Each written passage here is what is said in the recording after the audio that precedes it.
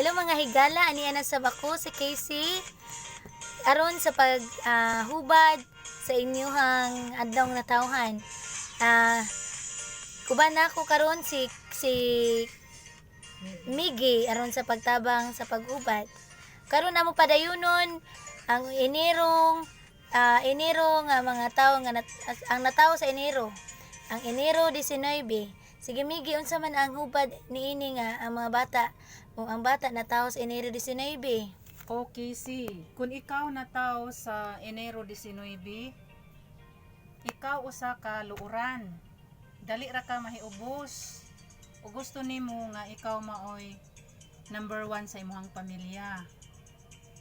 Ug ikaw maayo ka sa negosyo, wa ka na linya sa trabaho. Nya daghan sang masina diha kanimo. Ug mauna siya, ikaw maningkamot ka nga mulambo ka sa imong kinabuhi kay naman kay daghang mga plano. Gusto gani ka nga magkuan ka, mutabang ka sa imong mga ginikanan ug mga igsuon. Ngunay hubad sa Enero 19 KC. Sige Miggy, salamat Miggy.